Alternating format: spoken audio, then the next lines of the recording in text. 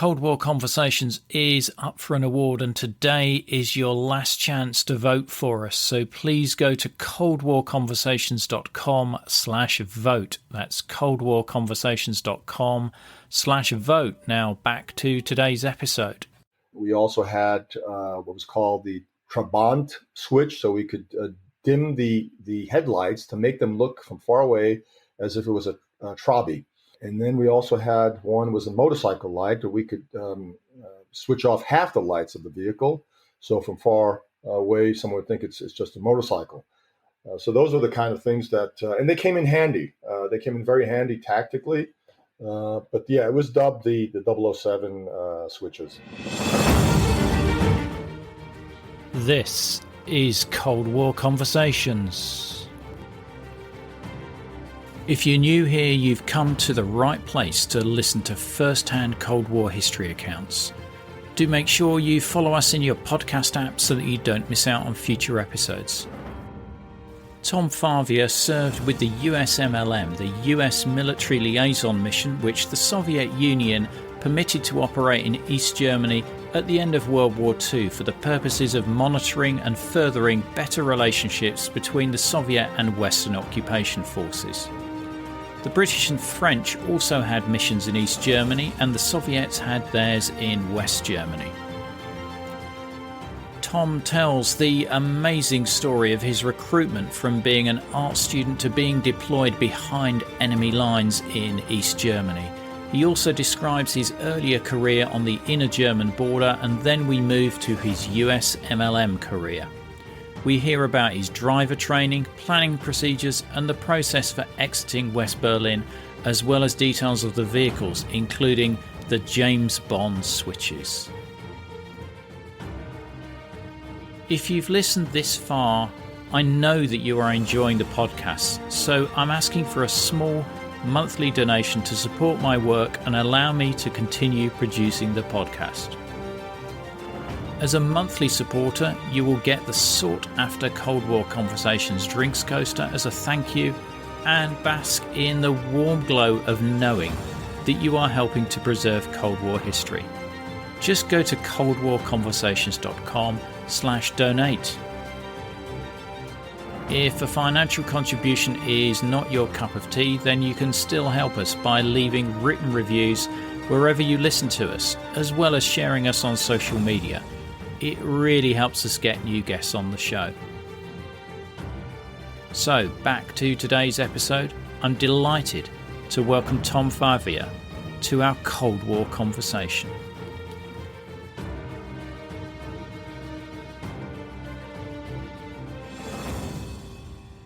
I was attending art school in New York City, 1980, and I'd seen Apocalypse Now with a friend of mine.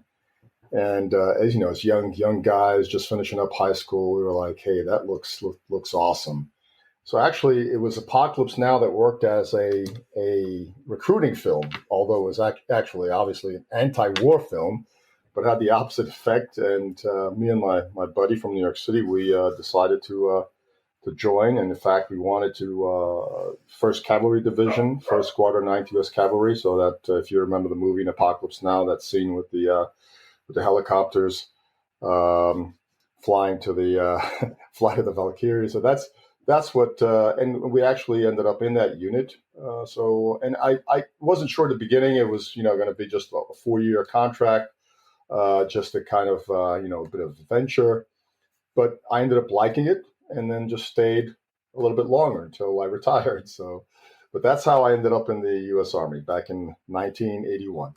Wow, art school to U.S. Army is an unusual path. I mean, did you fancy yourself as I'm trying to think of an arty person who joined the Army?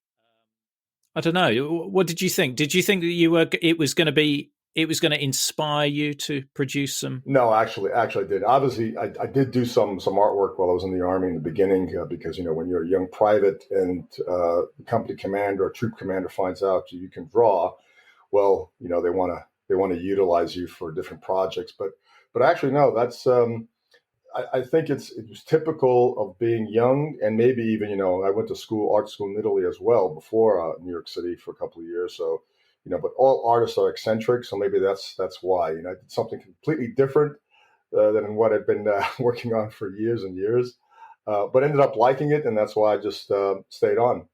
That's amazing. And Apocalypse Now as a recruitment film is, really something special there. I've never heard that before.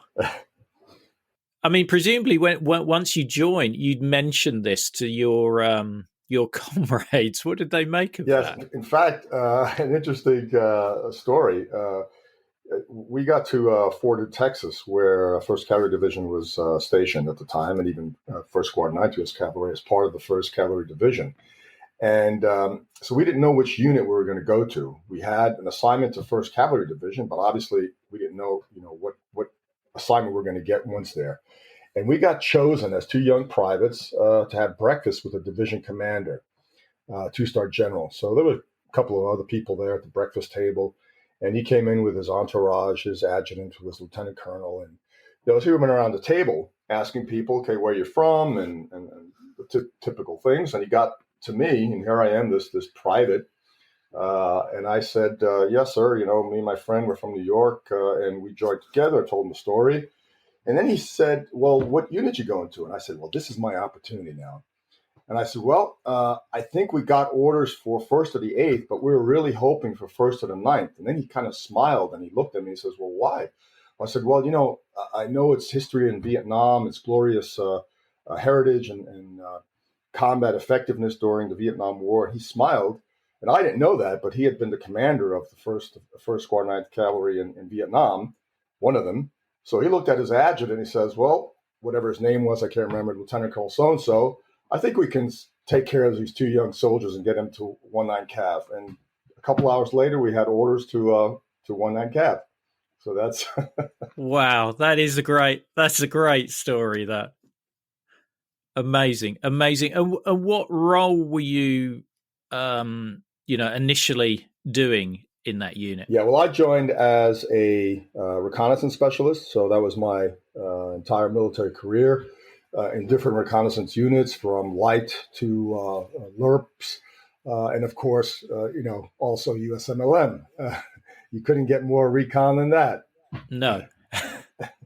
We will come on to that in a moment. So what sort of training do you need for recon to have that specialism initially? Yeah. The U.S. Army, because reconnaissance has a tradition of coming out. That's why it's not part of the infantry; it's part of the cavalry, because the history of the U.S.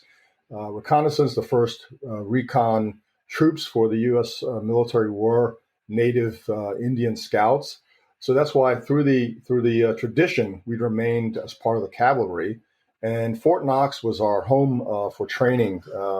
Initially, that was our basic training and advanced training, and then in the typical reconnaissance skills that everyone is familiar with on the ground, being in front of friendly units, collecting information, eyes and ears of the commander. So that's the kind of training. And obviously, you went through different echelons of training, starting as a young soldier and then working up through an NCO. But it was always dedicated to that same principle of eyes and ears on the ground for the commander. Obviously, your specialism helped you get into the US Military Liaison Mission, but how were you picked out? Were you good at languages, or what was the reason you got selected? It was again, I think, a bit of luck and also being at the right place at the right time. I was in Germany in the mid '80s with the 11th Armored Cavalry Regiment on the inter-German border, and I'd been selected by the squadron commander. In fact, I was thinking of leaving the Army, of getting out with 10 years, and he had talked me into staying, and he wanted me to take over the position of the Border Recon NCO. So in charge of the actual, for our sector, was 152 kilometers of the inter-German border, where we ran patrols 365 days a year, 24/7. So he wanted me to take over that as being responsible for that mission. So I did. I said, "Oh, that sounds really good," and so I did that. And at the time, the regimental commander was Colonel Abrams, and he came down to the squadron and talked to me and met me, and he was pretty impressed in my capabilities. And a couple of months later, I got a call to go up to the regimental headquarters because he said, Colonel Abrams said, "Look, there's this guy coming, this Special Forces major from the USMLM, and he's going to give us the USMLM briefing." So at the time, they would go around and brief the units, intelligence S2 type of briefing to show the units along the border what they were facing and what the USLM was doing across the other side. And he said they're looking for a recon specialist because the one that they have now is leaving, and I couldn't think of anybody else than recommending you. So he says, "Well, why don't you come up and take a look? Sit through the briefing, and then see what talk to this major." So that's what I did. I went up there and I sat in the back of the room where all these troop commanders were, and the colonel and lieutenant colonels, and saw the briefing. Now, obviously, most people had heard about the mission. You'd read some things, and especially with the Nicholson incident in '85, it was big in the news for a while. So, and we also knew in West Germany because the Soviets were in West Germany doing the same thing, the Soviet Military Liaison Mission, SOXMIS, in the British sector and so on. So we kind of knew, but you didn't really have a clear picture. So I'm sitting in the back of the room, and then he's giving this briefing with all these slides and videos, and I'm going to myself, "Oh my God, that is incredible." And so obviously it blew my mind because that's the first time that I was able to see what they were actually doing on the ground, and that it was real reconnaissance behind enemy lines. So after the briefing, the colonel introduced me to the Major De Leon, SF Major, and he said, "Well, Tom says if Colonel Abrams recommends you, then I've got no problem." He says, "When can you start?" So I said, as soon as possible. And I think it was like a couple of weeks later, I had orders, and about a month later, I was in West Berlin. Wow. I just want to go back to you talking about the inner German border. That obviously gave you some familiarity with the work of the USMLM. But were there any incidents that you particularly remember about that time on the border? Well, on the border, it was always pretty much exciting because you had on the other side, obviously, the East German border troops. That was basically who we would see on a daily basis. You wouldn't see really Soviet troops that much. Most of the time, you'd see Soviet troops were Hinds, so Mi-24s or Mi-17s, flying Mi-6s, things like that, flying along the border, Mi-8s. But you didn't really have Soviet troops that you would see on the ground. So you were really opposed to the East German border troops. Those are the ones that you would see on a daily basis. But it was basically just to show our presence along the border so they know that we're there. We conducted patrols. And I would obviously be out on the ground collecting information that was given to us from higher. So specific intelligence gathering missions that we would also conduct along the inter-German border. But you had some incidents where people, East Germans who defected, crossed the border.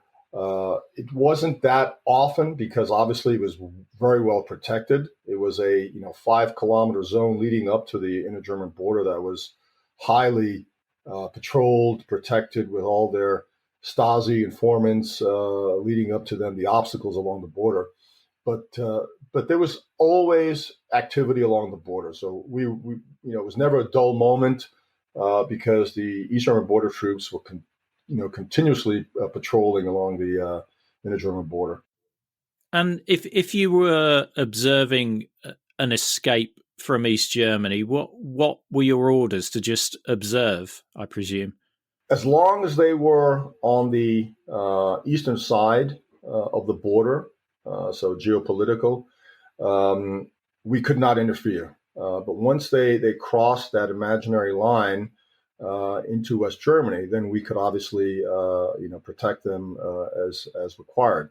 We would show force in those cases. I remember there were some incidents along the border, especially where the U.S. Camps were, the OPs were, where obviously the East Germans thought, okay, if we can get across over there, the Americans will protect us, and that's exactly what happened a few times. So, basically, yeah, we were not able to actively participate or assist until they were across into West Germany. Right. And presumably you had standing orders as to what to do if the border was crossed by the Soviet army.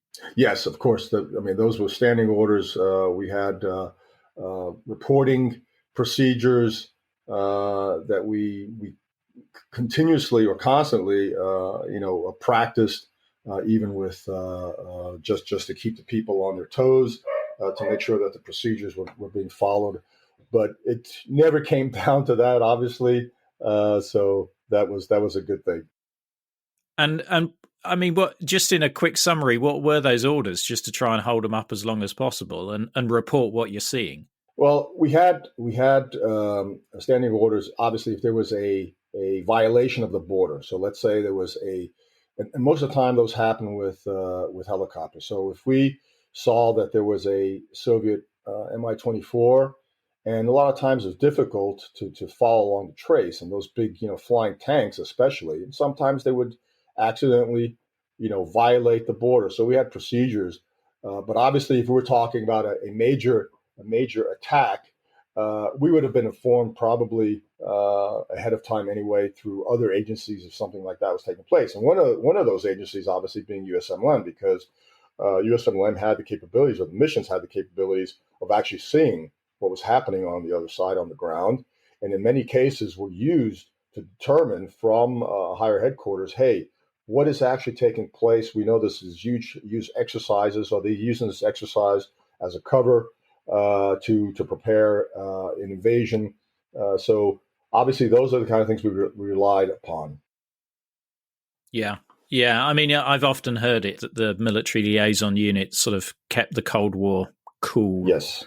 By being the eyes and ears and effectively preventing any form of surprise attack. Exactly. Really. Yeah. Okay, so you're recruited into USMLM and you arrive in Berlin. Had you been to Berlin before? No, I'd never been to Berlin before then.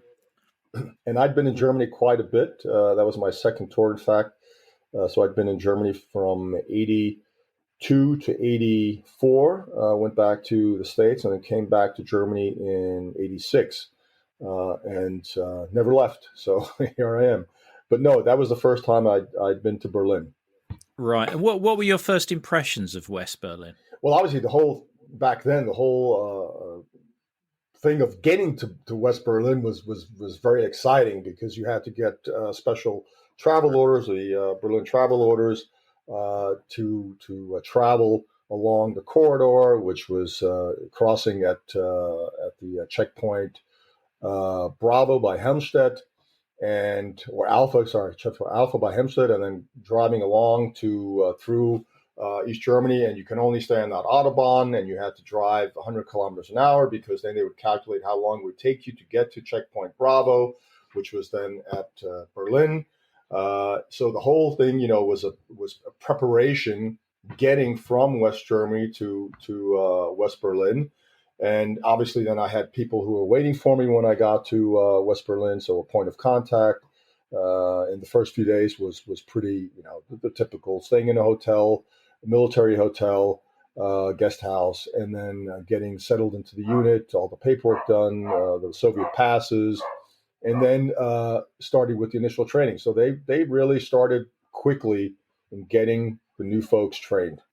What was that initial training? Well, we all went to Ashford in Kent. That was the former UK military intelligence school. And they had a special training course for liaison mission personnel. So you had from the British and the US I can't remember if the French also attended. I'm not really sure anymore, but it was for the British and the Americans, and not only a mission, but it was also preparatory training for officers going into the foreign area liaison. So those who are working at the embassy in Warsaw Pact countries and things like that. So it was dedicated to those kind of folks, mostly for the mission, because it was also a ground training. So you had a lot of vehicle ID training in the classroom, and then you also had some kind of practice field exercises to kind of get you used to being on the road in the woods in East Germany. And what were those field exercises like? Presumably they were on like Salisbury Plain or somewhere like that. Yeah, they had the vehicles. So, in fact, there were some G wagons in Kent, and then we would actually, with targets, practicing how you would approach a target, how you would collect the information. It was very generic because obviously, it wasn't each mission had their own equipment. And perhaps their own way of doing things, especially look at the UK mission. They had 3 mentors because they were the first mission to sign the agreement with the Soviets after World War II. And they had almost twice as many passes as then the Americans and the French. The Soviets got smart and they said, I think we made a mistake with the British. Let's cut down the numbers before we make an agreement with the US and the French. So the British toured with 3 persons in the vehicle, whereas the Americans and French only with 2. So there was some differences that then we had to adjust specifically when we went out on tours. Did the training include language training for you? The NCOs. Most of the NCOs who were recruited were German speakers. So some to a more extensive level than others, but you got then continuous training. Also in Berlin, language training. All of the officers, the foreign area officers, the FAOs, they were Russian speakers. Some also spoke German and some other languages. But so that was sort of the setting. The NCOs were responsible for German language, and the officers were responsible for the Russian language. Now, obviously, the NCOs got some generic, or let's say basic Russian language training, so that at least we could transliterate the Cyrillic alphabet, some typical greeting, terminology that we could talk maybe with some Soviet soldiers. But basically the split was, okay, NCOs, you deal with the East German population, and the officers deal with the Soviets. Right. So being a 2-man crew, there was 1 NCO and 1 officer. Exactly. Did you both drive, or was it normally the NCO? No, it was the NCO. Driving? Sometimes in fact, I really didn't want to let the officers drive, but sometimes if you were really, really tired, they might have said, we'll take over for a bit, because, we would put easily in one tour, which lasted from 1 to 3 days, easily 2,500 kilometers on the road. So it was sometimes, and then you didn't get any sleep, or very, very little sleep. But no, the NCO was usually, that was the responsibility. The responsibility was NCO was responsible for the vehicle operation, security of the team, and obviously also vehicle identification. But that was also part of the officers.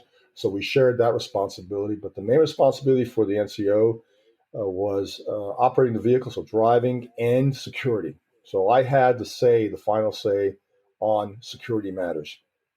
So that's in terms of stay, go, or exactly. So if we went into an area and conducting a normal approach, tactics, and if I thought something didn't feel right, I would say, look, no, this is not good. Let's get out of here. And I would say 99% of the times the officer would listen. We had some of those who wanted to gain the fame and at all costs, but that was usually the split. And they did respect the NCOs on those security issues. And I presume after the Nicholson incident, then there was an increased wariness of trigger-happy Soviet soldiers, or perhaps not from the officers by the sound of what you just described. After the Nicholson incident, and that's why they sort of changed a bit their whole process at the USMLM. The officers came from all sorts of backgrounds, the foreign area officers. So we had infantry officers, we had engineer officers, we had armor officers, we had quartermaster officers. So you had a very varying level of tactical experience on the officer side of the house. And before the Nicholson incident, the NCOs were also sort of out of this generic pool. So you also had a different level of, let's say, tactical awareness on behalf of the NCOs. So after the Nicholson incident, they changed. They said, no, we're going to do something here that we didn't do before, and we're only going to recruit NCOs from special operations. So SF, reconnaissance, Rangers. When I got there, I was the only reconnaissance background. All the others were special forces, and one from the Ranger Regiment. So they increased the level of, let's say, tactical proficiency from the side of the NCOs to kind of, and that's why, like I said, we had the last stand security. And the officers, because the officers came from all different backgrounds. When I was there, we also had some special forces officers, but very few. Where presumably you had training on evasional driving. Yes. And where was that? Was that in the UK, or was that? No, we had two courses. One was conducted in West Berlin on the Tempelhof airport at the time. It was conducted by the German police. So their operational police, the SAK. So they conducted that tactical driver training for us in Berlin, West Berlin. And then we also went to Vaihingen near Stuttgart, and that was run by Mercedes. So actually a sort of anti-terrorist driving training. A lot of, I would say, the typical, what we say in the military, hua stuff, which you didn't really, use on the road. It was nice to be able to, those 360, pull on the emergency brake, Tom Cruise type of thing. But you really didn't use that in East Germany. But it was nice to go through, is also because it taught you how the vehicle reacts and when you do this and when you do that. So it was good training. It was good to understand how a vehicle reacts, how to get out of an overturned vehicle and those kinds of things. So we did the training. It was fun. It was always fun driving someone else's, 1,000 mark, those days, 100,000 mark Mercedes, and do whatever you want with it. So it was fun.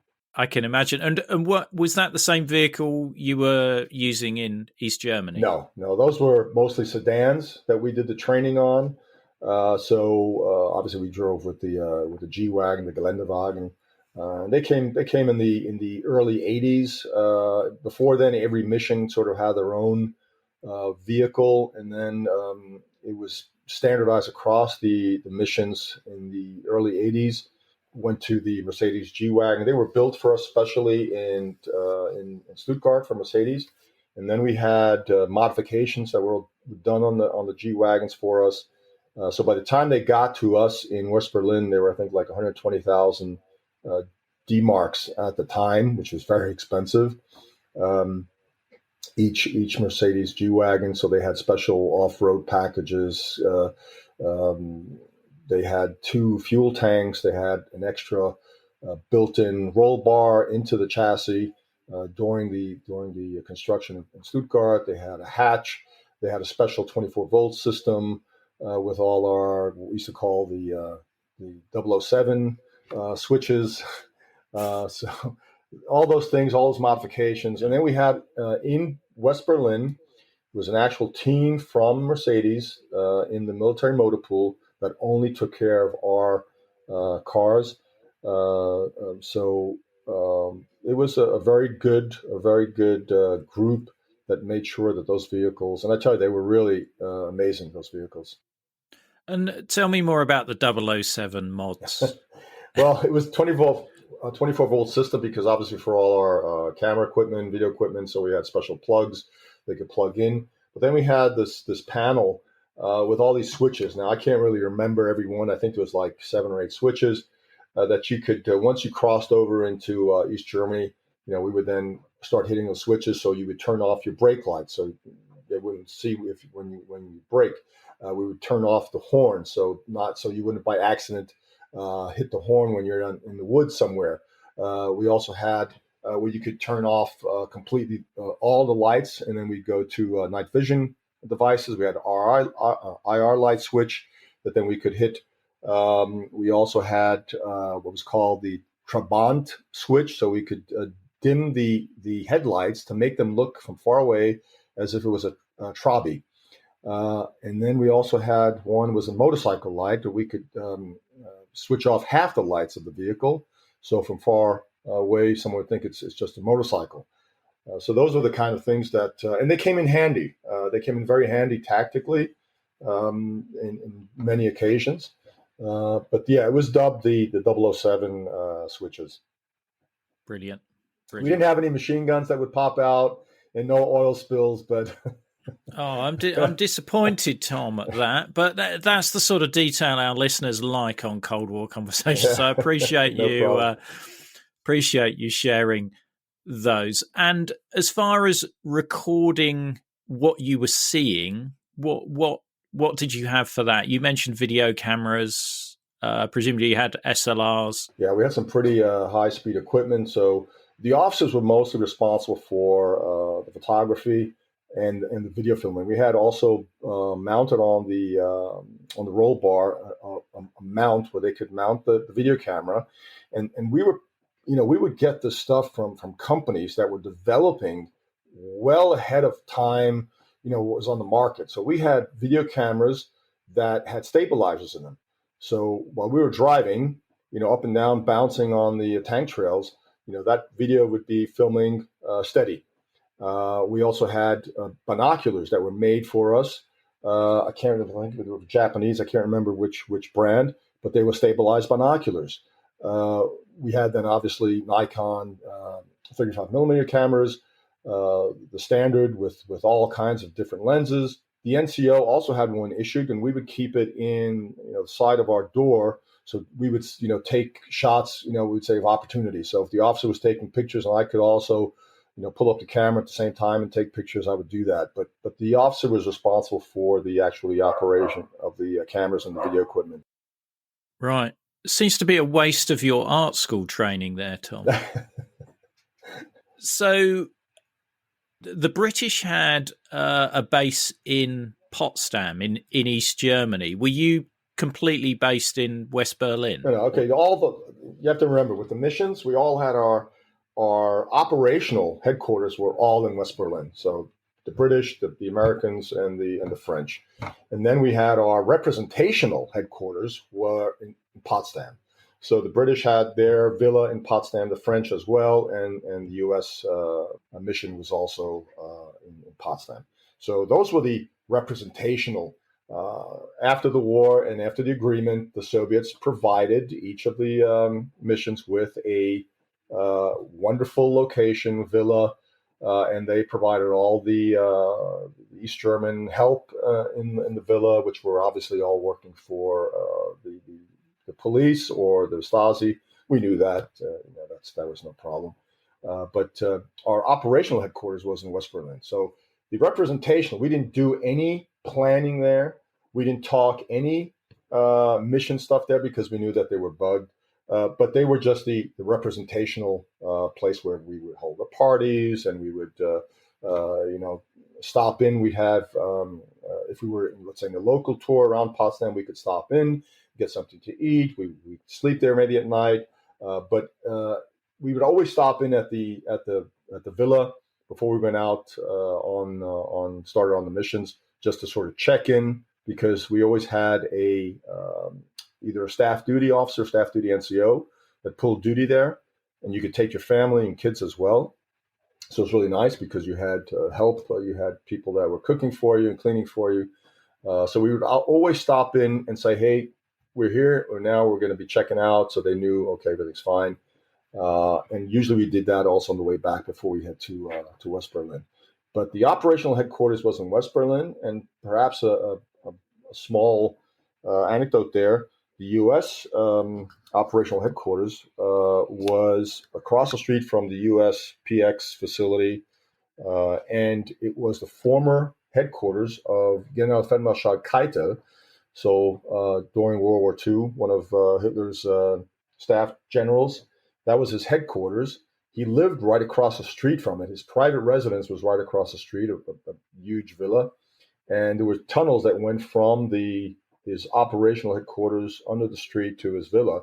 And the mission, or this villa, was built by Albert Speer, so also one of the famous architects who spent some time in the Spandau prison.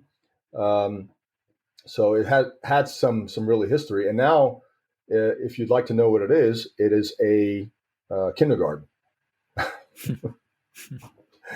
I love Berlin. There's just so much history there, and you can easily walk past and not know the story of some of these buildings. That's really interesting.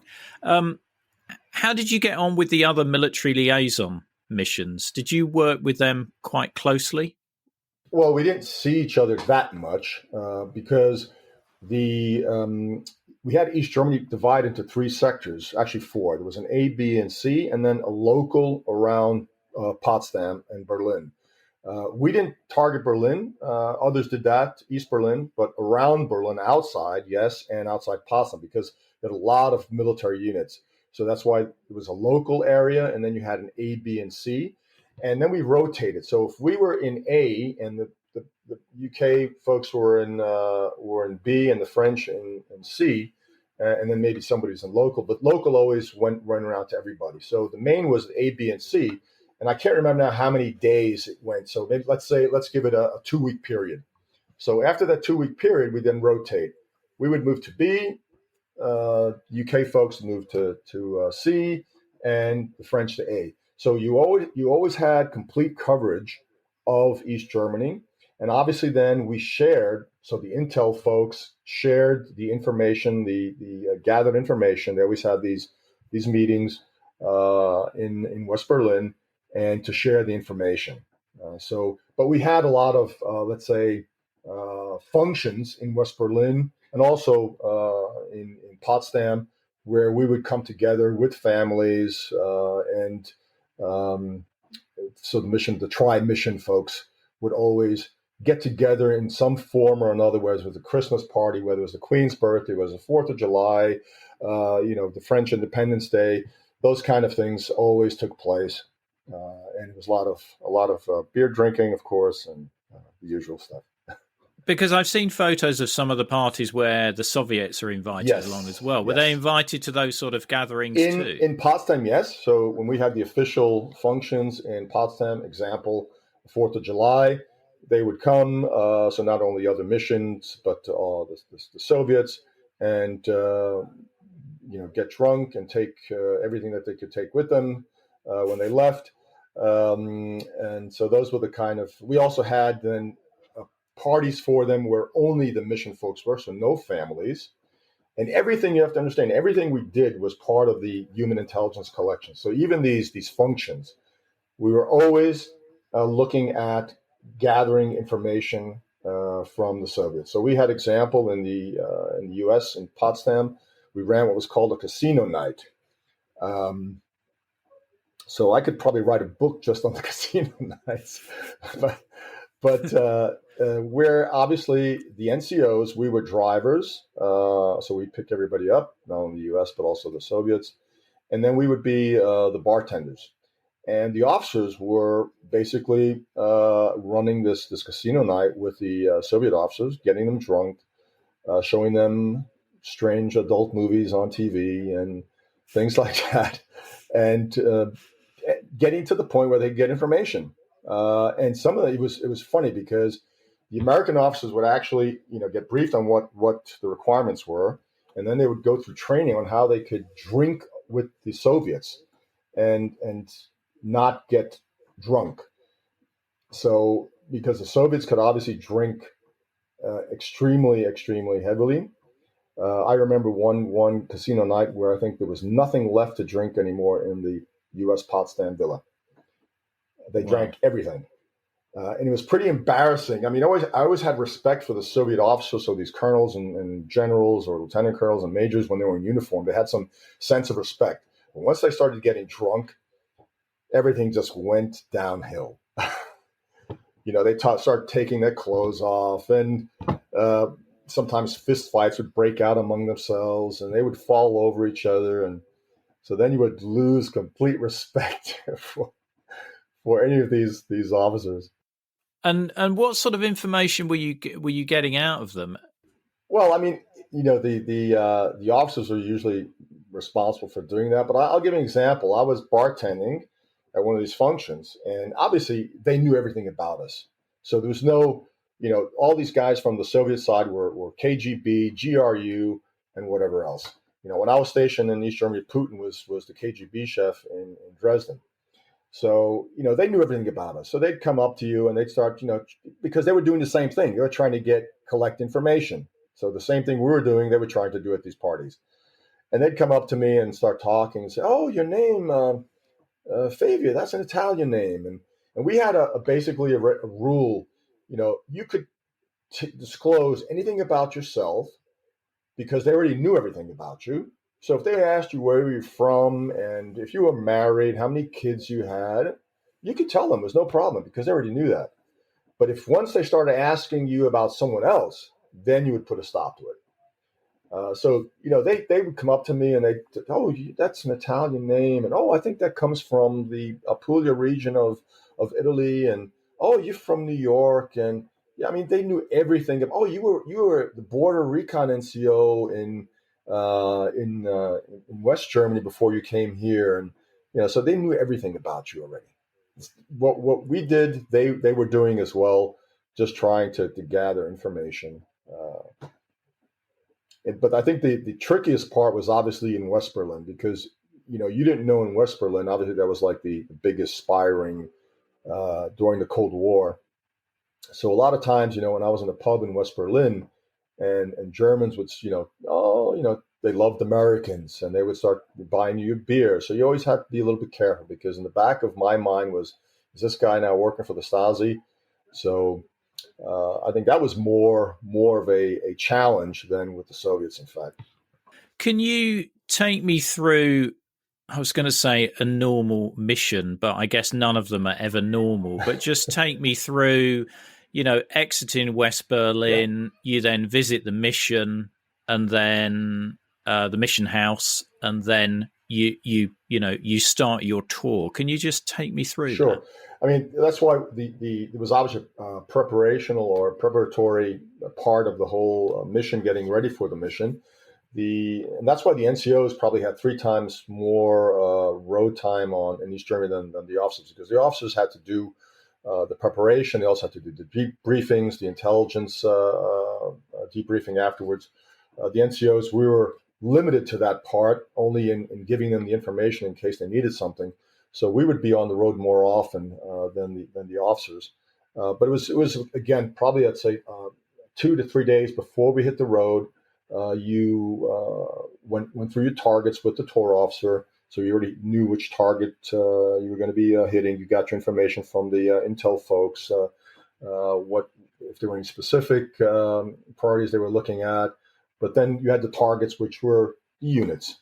So in the area where you're going to be at, what units, what tank ranges, what facilities, and those kind of things. So we already had all that down, and then we prepared, we talked it over, and then I got the vehicle ready, we got our equipment ready, and then we knew when we were leaving, and then we head out. So from the mission operational villa, or the mission operational headquarters in West Berlin, to the Glienicke Bridge. That was our official crossing point from West Berlin to Potsdam. And the Glienicke Bridge, everybody I think knows about it. It's the famous Bridge of Spies. It divided into 2 sides. One side was controlled by the Soviets, and for the military liaison missions. So that's where the Soviets controlled our access, entry, and exit from Potsdam. And the other side was controlled by the East German border troops, and that was for the diplomatic corps. Okay, so diplomatic folks that were going from East Germany to West Germany and so on. So the Soviets controlled us, and we basically pull up on the West German side. There were Polish side that monitored, secured the bridge, and then we would pass them by and wave. And then we'd get to about the center of the bridge. There was a gate, and then the Soviet guard would come out of his shack, open up the door, let us through, and then we would hand them our passes. We had accreditation, so it was basically an ID card, a Soviet ID card, with our names and our photographs and information. And we hand that, and he'd go into his little shack and record the information, also record the vehicle plate, and then hand back to us, and then salute, the typical military stuff. And then he'd open up the other side of the gate, and we'd be in East Germany. And what always amazed me about that particular whole aspect was when you drove up to the Glennecker Bridge from West Germany, everything was green and the buildings had color and even the air was different. But as soon as you crossed into East Germany, Potsdam, everything was now gray. There was very little green. Everything stunk of brown coal. It was like you hit a switch going from one world into the next world, and it was only a couple of 100 meters. It was amazing. But yeah, then we drive to the villa, because that was our procedure. Stop in, so the staff, duty officer, NCO say, "Hey, we're here and we're going to be heading out." We'd maybe get some sandwiches from the kitchen, maybe drink a coffee, and then we'd head out to our first target. And as I said, depended on the priorities, usually 2 to 3 days. Hitting all the targets. Now, we had the option of extending the tour. If there was a lot of activity going on, we could then say, okay, we're going to stay longer. The only problem that created is we had no communications with West Germany. So that would obviously sometimes create some panic in the headquarters if we didn't come back when we were supposed to come back. The only way we could communicate that to them if we were staying long was trying to find a East German phone booth that worked. And that was like winning the lottery. So a lot of times you'd knock on people's doors in villages, because in every town, maybe 1 or 2 people might have a phone. And we knew that those who had a phone would probably be informants for the Stasi. But, we'd say, hey, look, can we use the phone, and hand them some cartons of cigarettes and whatever. But yeah, we could extend if there was some really, good stuff going on that we thought it's worth staying. But usually from 2 to 3 days were the missions tours. Right. And where did you stay overnight? How did you sleep, and how did you cook food? Okay, well, I can tell you, I turned 59 on Monday, and I have 4 herniated discs. So that should tell you where we stayed. Slept in the vehicle. The officer had the option of, if they wanted to, sleeping outside of the vehicle in a sleeping bag on top of the vehicle so they could stretch out.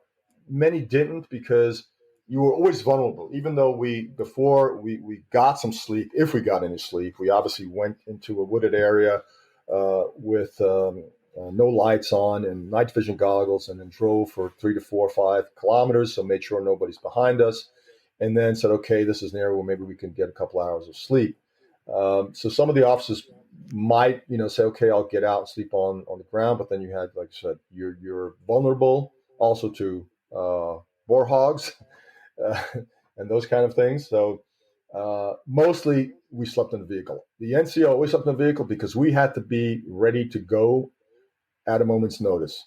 So I got so good at pulling into an area with night vision goggles on, no lights on, and when the officer said, this is where we're going to stop, it would be all in one motion. I would be turning off the engine, pulling off the night vision goggles, and with the other hand, the seat would go back, and I'd be sleeping.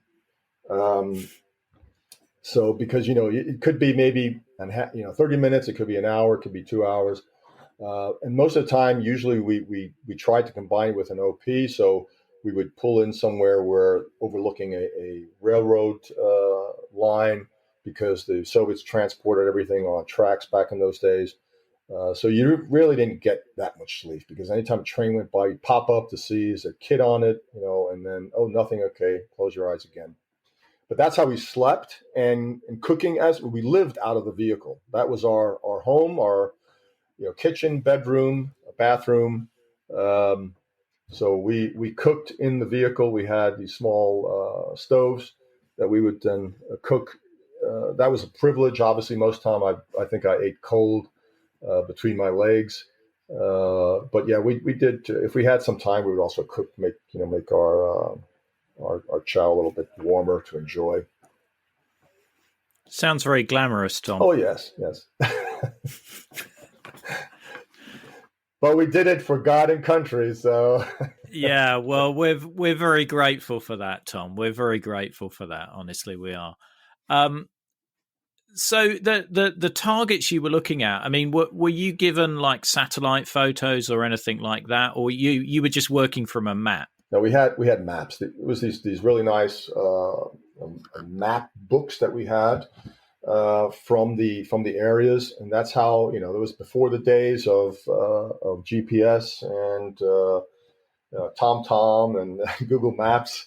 So it was old school with these map books, which had the targets marked. There was no sensitive information in them. So if the Soviets pulled us out and beat us up and got them, there was no sensitive information. It was just a map book with the area where we were going to was marked on it, and that was it.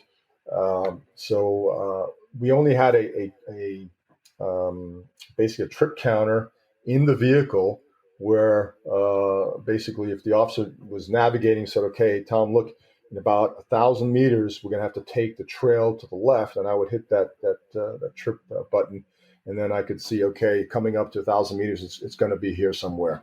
That was all we had to navigate. But again, the targets were always usually the same because those were installations, training areas. So we were pretty familiar with them and could find them after a couple of months without maps. In fact, these were places like airfields, training areas. Okay, we had, as the UK also did, we had a ground team, an air team, and a naval team. So the ground guys, the Army guys, we were responsible for all the ground objectives, so targets. So military training areas, ranges, unit installations, and the air teams are responsible. And they had it, in fact, rougher than we did. Let's put it put it in that way, because they had targets that were stationary. So, there were airfields, there were radar installation sites. So they were sitting at the end of an airfield waiting for activity, maybe for 2 days. They were easy targets to be identified, and that's why a lot of the air teams always got detained, whereas we were always on the move. So if we went to a tank range and there was activity on the tank range, we'd be driving, and when I tell people this, they're like, and when I tell it to myself, I'm thinking to myself, how did I actually survive and do this kind of crazy stuff? Because if we were observing a T-64 tank range firing exercise, the best place to be would be downrange, because from downrange we could see how they were moving, how they were firing, and when I think about it today, I'm thinking, here I am, I'm a moving target for that T-64. But we were on the move, so at least we weren't stationary. But those are the kind of things that we were doing. Were you like trying to find unexploded ordnance and stuff like that? No, we were not responsible for. In fact, we were given clear orders not to bring anything back. If we came across something, munitions, we could photograph it. So we'd take measurements, put a cigarette package next to it, so we have a form to measure it, take pictures, but we wouldn't take ordnance back.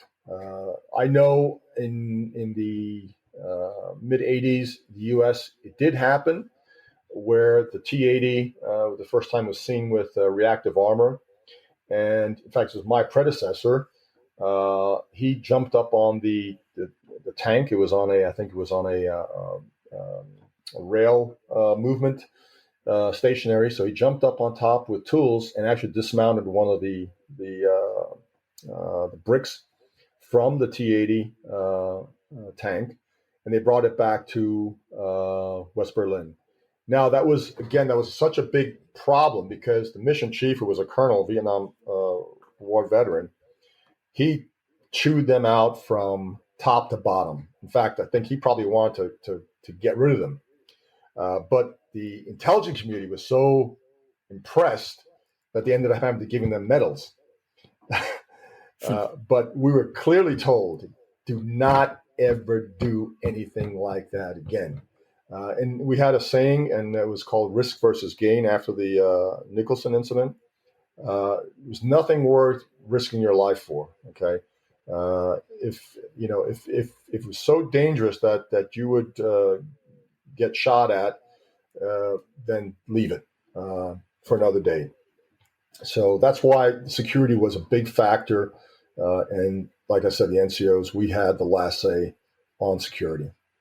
Right. So did you bring anything back? Because I know the British went through rubbish dumps and things like that. Yes, that was a different activity. In fact, that was probably one of the biggest collection coups during the time that we were in East Germany, because the Soviets had this mentality that once I throw it away, it's destroyed. So not like we do, everything shredded, burned. No, they had, it's in the dumpster. It's gone.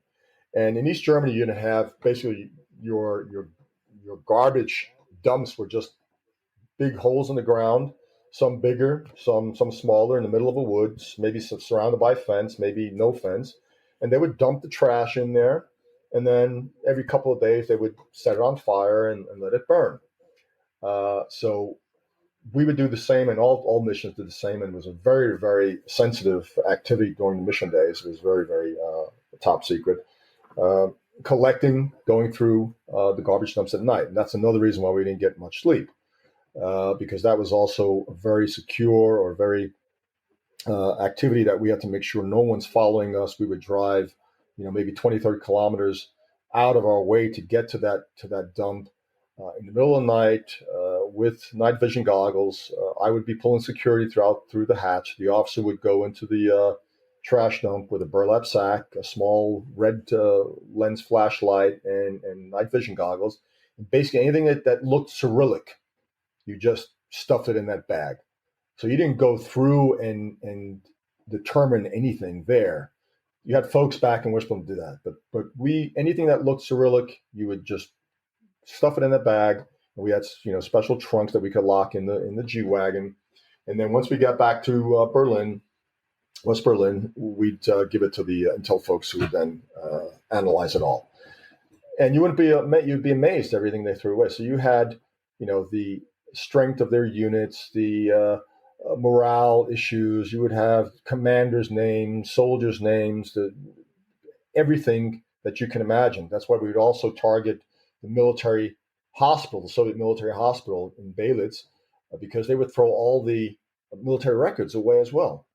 So you can get a lot of information. Also, along with information, medical records, also body parts, but that was just, it's part of the game. So they would throw even, the surgery room waste into those dumps. So it was that was a really nasty part of the job, but it was the part that really got a lot of information for the intel folks. But you would have been sitting in the car, and the officer would have been yes, I'd be pulling this stuff out, because security was paramount. We didn't want to compromise that mission. So if we had clear strategy, if I saw someone coming, whether it was on foot or vehicle, I would leave, and we would have a link-up point. And that was one of the most terrible things because you never want to leave someone behind. And luckily, it never happened. But that was always, so you really were on your toes because, and we also had a predetermined time. So if the officer went out of the car and he said, okay, I'm going to be there an hour. And if he was going to take longer, he would have to come back and let you know. Because if after that hour he wasn't there, I was going to be taking off. So that was a very sensitive activity. Adrenaline was always pumping during that hour, 2 hours out in the woods at the trash dump. I can imagine. I presume you had some incidents where the Soviets were trying to block you in, or the Stasi was trying to hinder you. Can you describe any of those? Sorry folks, we're going to have to leave it there as I had a lot of audio recorded. So if you want to hear more of Tom's story, it'll be in episode 185 in 2 weeks' time. Now, you wouldn't be listening to this podcast without the generous support of our patrons. However, I want to especially thank our Politburo level members who are contributing a generous $30 a month to keep us on the air. They are Tony Sowards, Sam Hardwick, Nicholas Butter, Jeffrey Jones, Matthew Comstock, Mark Labance, Frederick Esposito, Darren Hughes, Jim Black, Ryan Vlaming, Stephen Kovalich, and Peter Ryan. Don't forget, if you like one of those Cold War Conversations coasters and help support the show, then head over to coldwarconversations.com/donate. If you can't wait for the next episode, please visit our Facebook discussion group where listeners just like you continue the Cold War conversation. Just search for Cold War Conversations in Facebook. Thank you very much for listening. It is really appreciated. Goodbye.